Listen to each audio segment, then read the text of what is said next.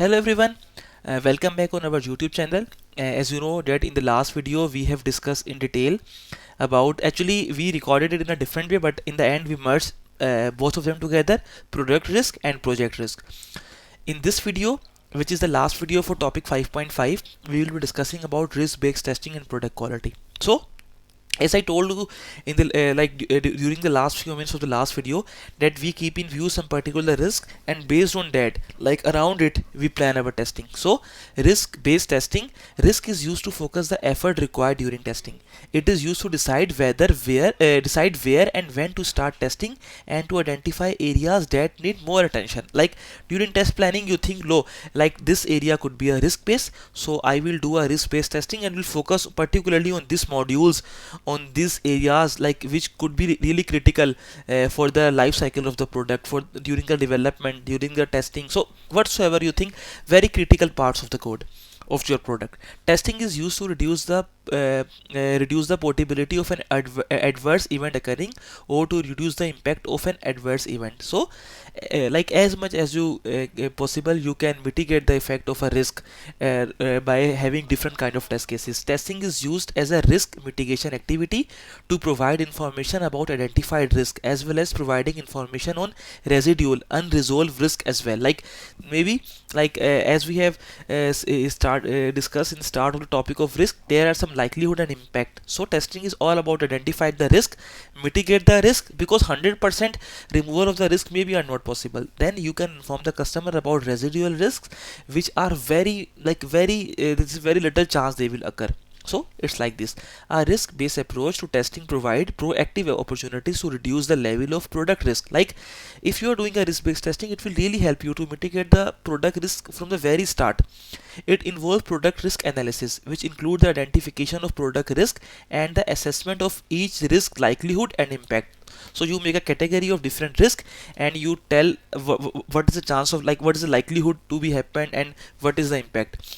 The resulting product risk information is used to guide test planning, the specification, preparation and execution of test cases, and test monitoring and control. Like if you have well defined the project risk, then based on that you plan your complete testing, specifications, execution of test cases, monitoring, control. Your whole testing is mainly focused on that risk.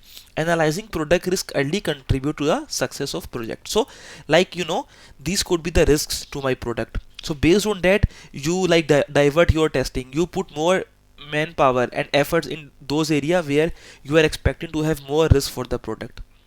In a risk-based approach, the result of product risk analysis are used to, if you have a risk, you are using a risk-based approach for the testing. So the result of the product risk analysis are used to determine the test techniques to be employed. So based on the criticality, based of the risk, you define your test techniques. Either I have to use the boundary value analysis or the equivalence partitioning whatsoever. Determine the particular levels and types of testing to be performed: security testing, accessibility testing. So like if you have done or completed your product risk analysis in a very good way, then you can define your test levels, you can define your test techniques, determine the extent of testing to be carried out, prioritizing tests in attempt to find the critical defects as early as possible. Then maybe you can prioritize your test based on the risk testing. These tests will be performed first, and if we get some negative effect, we will again rework on them. So it will give you more time to meet the deadlines, and safety critical parts have the lesser defects already. Determine whether any activity in addition to testing could be employed to reduce risk, e.g. providing training to the inexperienced designer. So if you have done a good analysis, these things will definitely happen with you.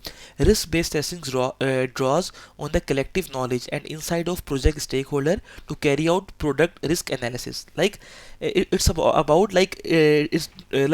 it needs a collective knowledge and insight of project stakeholder to carry out product risk analysis. You should know, like for example, you should get the complete knowledge from the customer, from the system designer, like what kind of risks you are expecting. Then based on that, you will do the risk analysis. To ensure that the likelihood of a product failure is minimized, risk management activities provide a disciplined approach to analyze and re-evaluate on regular basis what can go wrong.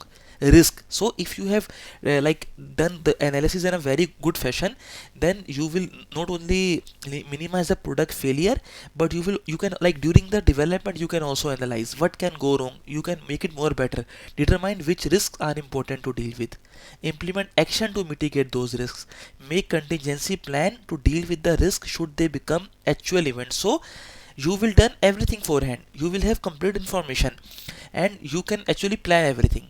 So it is all about the risk based testing. So our, like, the next line is, in addition, testing may identify new risk, help to determine which risk should be mitigated, and lower uncertainty about the risk. So even during the testing, you will come to know about the different, like, risk which could be mitigated and whatsoever. So friend, this was everything about the project and product risk topic. Even with this, we are done with topic 5.5, which was completely about the risks and testing. Now the next topic we will discuss in the next video, which is the last topic of chapter number 5 as well, which is about the defect management. So until the next video, we wish you happy learning. We wish you all the best. If you want to support us on Patreon, you can also do it. We will provide the link in the description. And then don't forget to subscribe our channel, like our videos, share with your friends as well. Until the next video, we wish you happy learning. Stay healthy, have a nice day, and bye.